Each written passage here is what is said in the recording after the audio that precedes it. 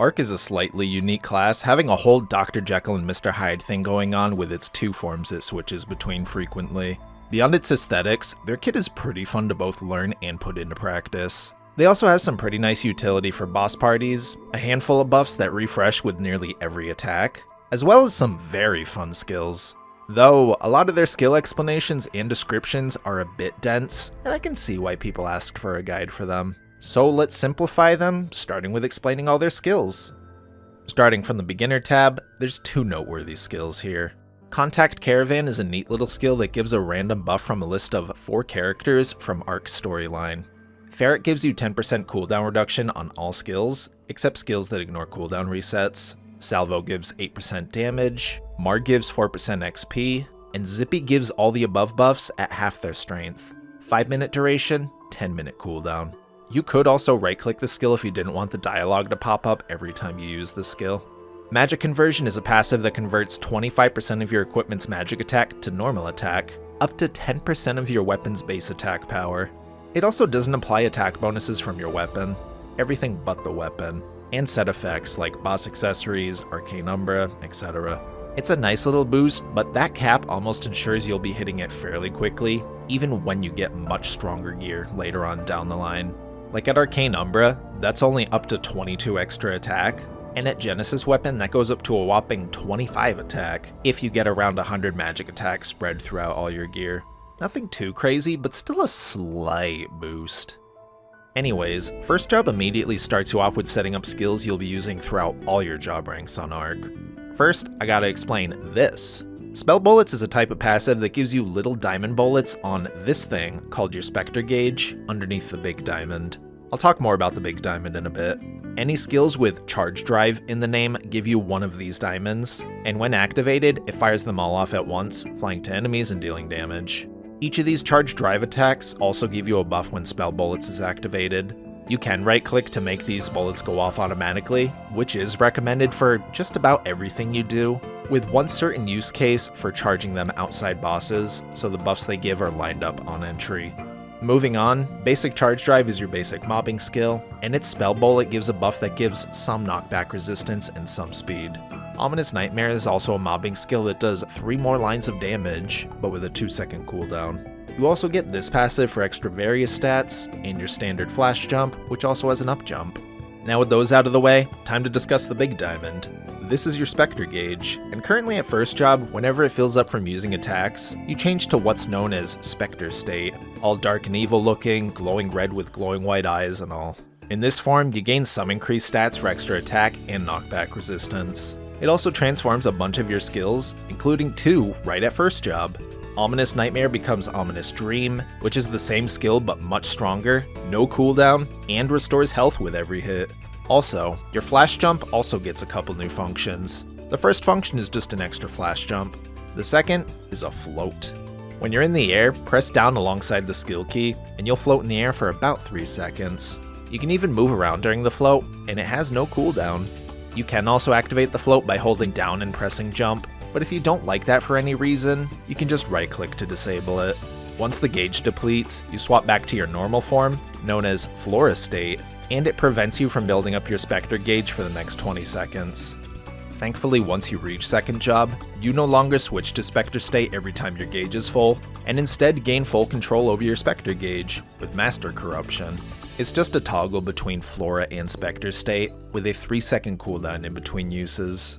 Second job also gives these 3 passives for various boosts in stats, an attack speed booster skill, and this toggle.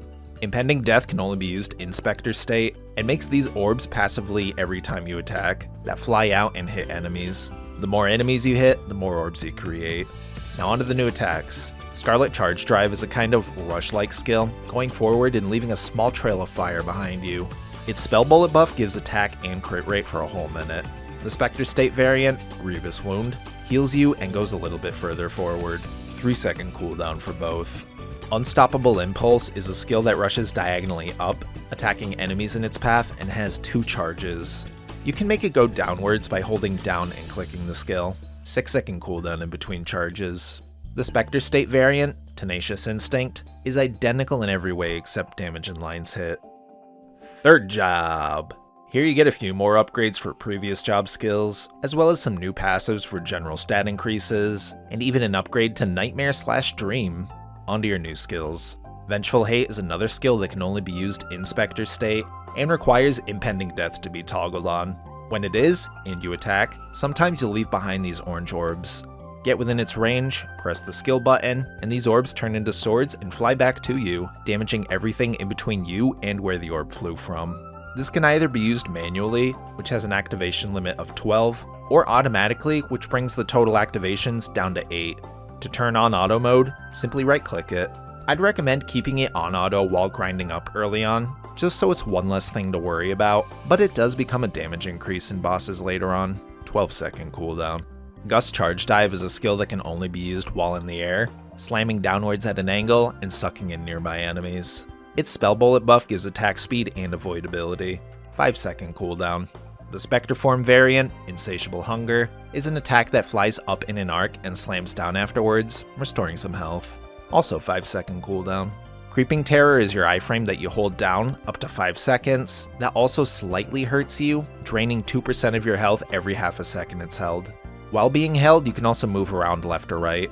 When released, it does a bunch of damage to enemies above you, and also shifts you into Spectre state when used, but doesn't drain your Spectre gauge. 1 minute cooldown. Fourth job's a fun one. First off, yeah, you probably expected this. All these upgrades to your previous job skills and stats, as well as the standard upgrade to Nightmare/Dream. And every class's favorite flavor fourth job skill, Maple Warrior and Hero's Will. Moving on, look at this passive. Battle Frenzy lets you chain together certain attacks. For Flora State, you click Basic Charge Drive, followed by any of your short cooldown skills. And for Spectre State, you click Endless Dream, followed by any of your other short cooldown skills.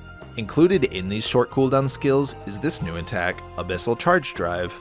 It's a big ol' cube that slams down around you and prevents you from being knocked back while casting it. It also gives a buff that gives you damage, boss damage, and IED for a whole minute. 9-second cooldown. The Spectre State version of this skill, Unbridled Chaos, sends you flying forward with a bunch of claw marks in your path, slightly healing you when it lands a hit. Also 9-second cooldown. Lastly at fourth, Blissful Restraint is your class bind. You dash a little bit forward, immediately get swapped to Spectre State, and place down this huge Abyssal Prison, binding everything within it.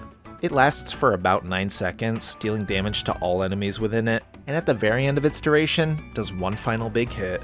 2-minute cooldown. It should also be noted if Spectre form is on cooldown, you can't use this skill. Hyper skills for Arc start off with something important. Their main burst skill for bossing, Endless Agony. It's a hold down skill that puts you in Spectre state immediately when used. It too can't be used while Spectre form is on cooldown, but doesn't drain your Spectre gauge either. It also ignores damage reflect and weapon cancel, and can be held up to 3 seconds. At the very end, or if you release it early, it does a big final hit for a bunch more damage, as well as recovers some health when the final attack hits an enemy. 1 minute cooldown. Divine Wrath is the epic adventure-like skill for Flora classes, 10% damage for you and all other Flora classes in the party, 1 minute uptime, 2 minute cooldown. Your third hyper skill, Charge Spell Amplifier, is a party buff that also applies to you, giving you and your nearby party members your charge spell buffs when you cast them during the skill's duration. For you specifically, it doubles the bonuses of all your charge spell buffs. 1 minute duration, 2 minute cooldown. Hyper passives give some interesting upgrades, since a good chunk of them aren't the typical damage up or IED you'd expect from most other classes. Although, starting with Battle Arts, yeah, it's the typical damage up ones. Specifically, you'll want Battle Arts and Boss Rush for extra damage and boss damage. Guard Break Arts isn't really necessary as there's better hypers to choose from, but if you're really hurting for IED early on, it's an option technically. These upgrades apply to everything from first to fourth job, excluding Spell Bullet, Impending Death, and Vengeful Hate. Next set is where it gets weird because typically hyper passives are grouped up in one general skill set with 3 options. These next 3, however, are forgiving an extra use of Tenacious Instinct while in Spectre state, increasing the damage on your bind, Blissful Restraint, and reducing the cooldown of Creeping Terror. The first one isn't all that useful, but Euphoric Restraint and Swift Creeping Terror are both good choices. If you wanted your iframe to come off cooldown quicker, that would be my personal suggestion. Moving on, Spectre State focused passives. Enhanced Spectre healing is nice to get back to your Spectre state faster while in Flora state, so you'll definitely want that. Enhanced Spectre state gives super stance while in Spectre state, which is amazing in a lot of bosses that just constantly knock you back. I'm looking at you, Akechi and Magnus. Lastly, from what I've read up, Advanced Spectre state is pretty useless.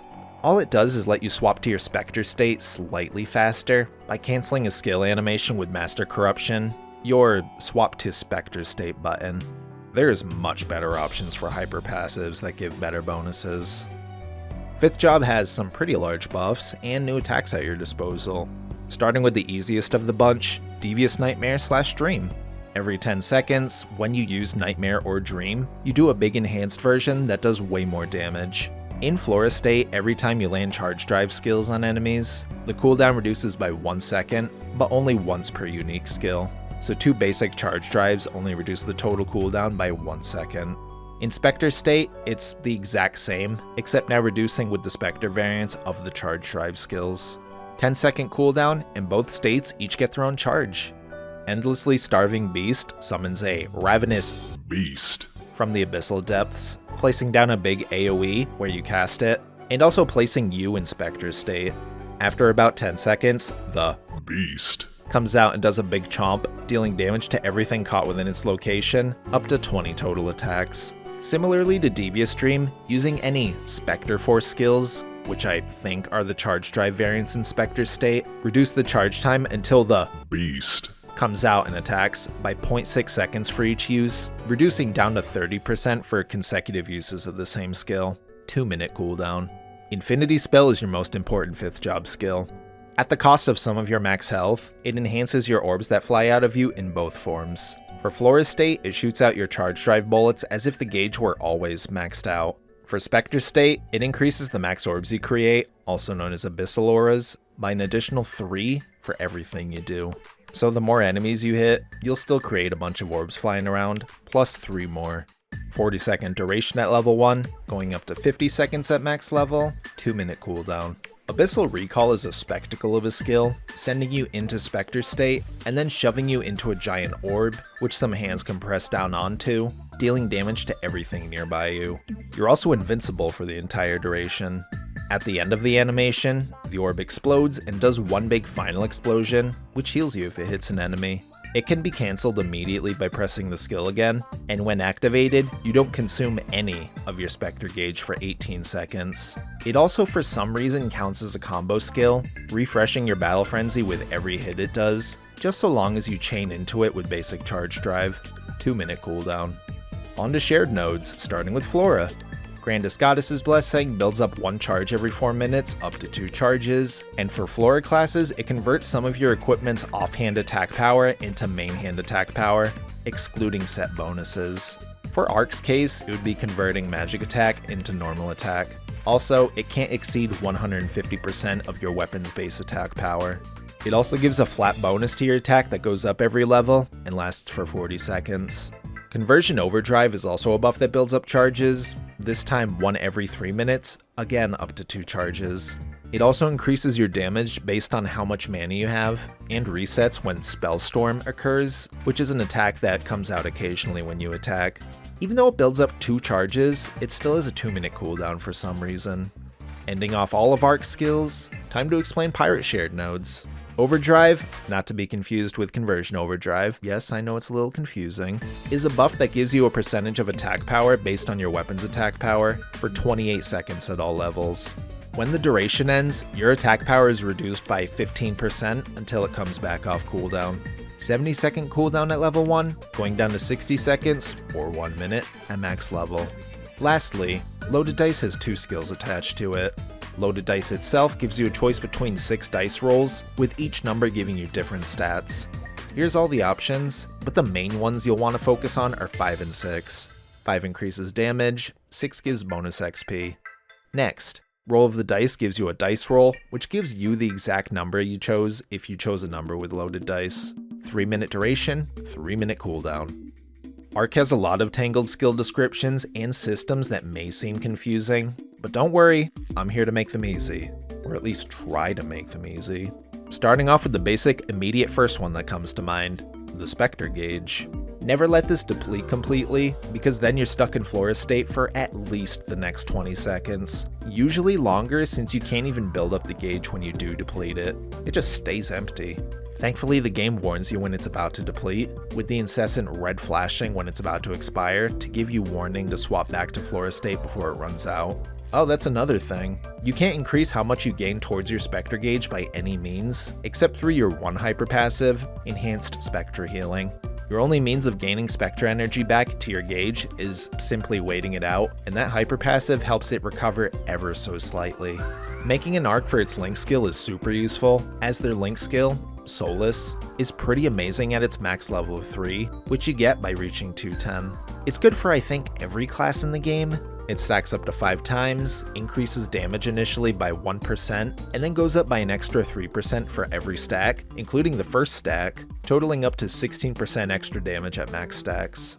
All your charge drives / spell bullet buffs are super useful, and they all last a minute each, and can only be gained while in Flora state, not Spectre state. Try to refresh them at least every minute, as all 4 of the buffs they give are pretty important and useful in their own ways. Also, remember that they can only be activated either when you hit enemies in auto mode, or when you pop your spell bullet skill manually. Speaking of manual versus auto, Vengeful Hate.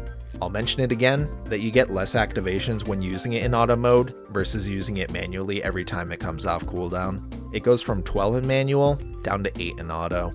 It's an added thing to remember to pop whenever it comes off cooldown, and it isn't too big of a deal when grinding, especially early on. But later on, you might want to learn when to use that, especially for higher DPS and boss fights. Spectre form for Arc is kind of fun as a small type of fashion story thing you can play around with. Whatever you look like in Flora state, that becomes your silhouette in Spectre state, so you can mix and match and play around for some visually striking looks, or even just fun silly looks.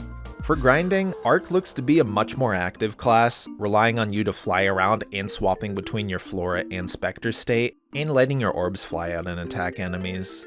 Occasionally you can place down Urda Fountain if you have that, as well as certain 5th job skills like Abyssal Recall for a screen-wide attack if you needed it, though it doesn't seem all that necessary for farming rotations. Just keep flying around the map, attacking everything in sight, and let your orbs clean up the rest. For bossing, both Scarlet Charge Drive and Abyssal Charge Drive act as super stance skills, in case you needed to quickly prevent a knockback mid-fight. Additionally, casting Scarlet Charge Drive mid-air counts as a teleport, if you needed to ever use that instead of its on-ground dash. When bossing in a party, remember that Charge Spell Amplifier gives your Charge Drive buffs to your party when you cast them, as well as doubles the effects for you. Other than that, just remember Endless Agony is your main burst skill, and during your off burst, just keep comboing away, maintaining your Battle Frenzy stacks as often as you can. Which is a nice segue into explaining combos. Because Arc gets bonuses in both Flora and Spectre state when chaining certain skills together, that means they're a combo class. Technically. See, their combos aren't anything crazy or hard to remember. The only hard part is learning the timing of when to press it. For Flora state, it's simply using basic Charge Drive, followed by any of these 5 other skills. Scarlet Charge Drive, Gust Charge Drive, Abyssal Charge Drive, Endless Nightmare, or Unstoppable Impulse. To combo any of these 2 together, watch the animation for basic Charge Drive. You'll want to press the second skill you want to use roughly right after that little spin you do. For Spectre state, just use Ominous Dream, and then any of these 4 skills: Unbridled Chaos, Insatiable Hunger, Grievous Wound, or Tenacious Instinct. The timing for this one is clicking the second skill of your choice right after the swipe animation of Endless Dream comes towards you, around the time where in the skill effect you see all these slash mark loop shapes in front of you. You'll know you've done the combo properly when your Battle Frenzy buff refreshes. The timing for this is pretty lenient and doesn't have a super tight window for when you can combo. It's still worth practicing just so you get used to knowing when to time it correctly, but it's fairly easy to learn. Even spam clicking the combos still works fine enough and count towards Battle Frenzy stacks. The added benefits of comboing these skills together is that your character doesn't move with any of the skills that normally throw you around, like Unstoppable Impulse. You stay in place. You can move around if you really wanted to, by simply holding down whichever direction you wanted to go in, obviously only on the skills that move you around though.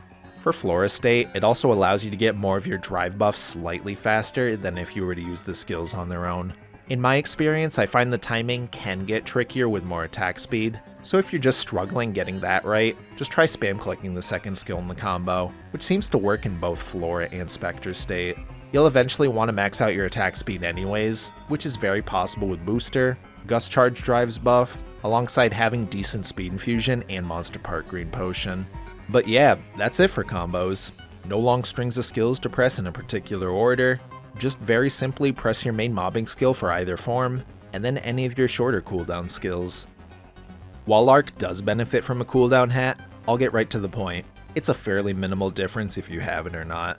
From what I've researched, Arc only ever needs one singular -2 second cooldown line, and then the other lines of potential on the hat being main stat, which for Arc would be strength. It's useful mostly for comfort, stringing more combos together without worrying if one comes off cooldown before you use it, and also for reducing the cooldown of Vengeful Hate.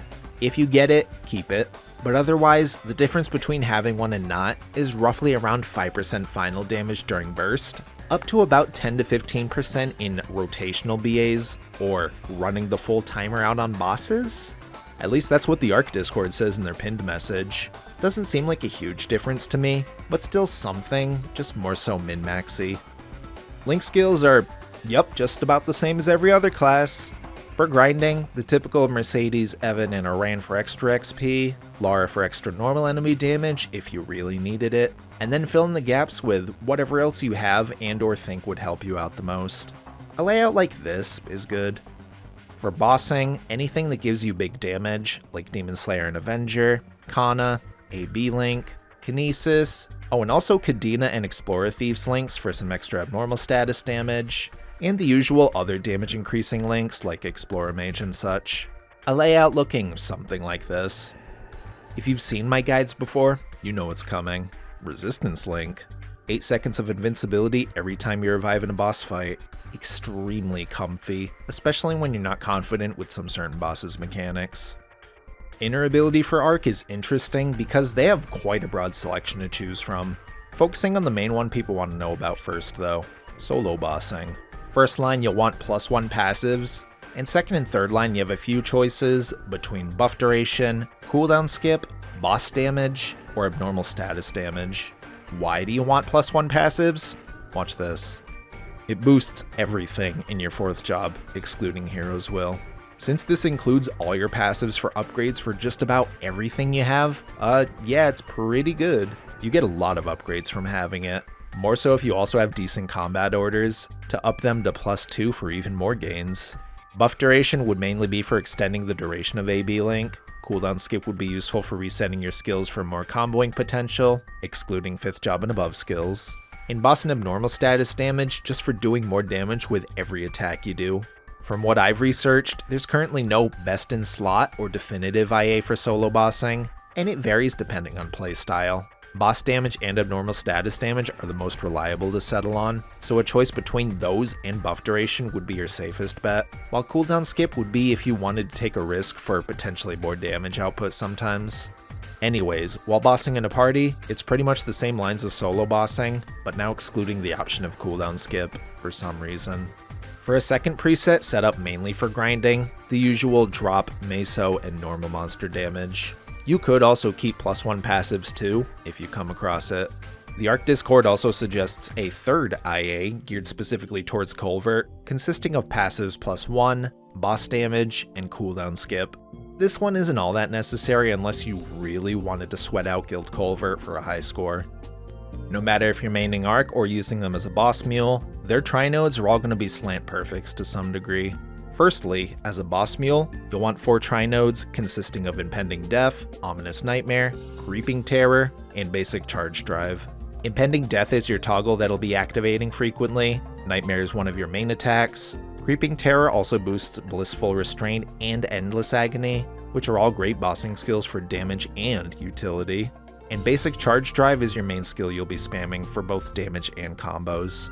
I'll also mention that these nodes also boost all the Spectre State variants too, so Ominous Nightmare boosts Ominous Dream and all its upgrades, and so on. If you plan on maining Arc, you'll just want everything. There's 8 different Trinodes, so you'll have 1 extra slot left over boosted by whatever, but yeah, you want everything. Basic Charge Drive, Ominous Nightmare, Scarlet Charge Drive, Unstoppable Impulse, Impending Death, Gust Charge Drive, Abyssal Charge Drive, and Creeping Terror. This is because you'll be using all these skills constantly regardless. They're all relevant throughout every single job rank, all the way up to 6th job and beyond. Most of them are your short cooldown combo skills, and each node, with the exception of Creeping Terror, also boosts the Spectre State variant.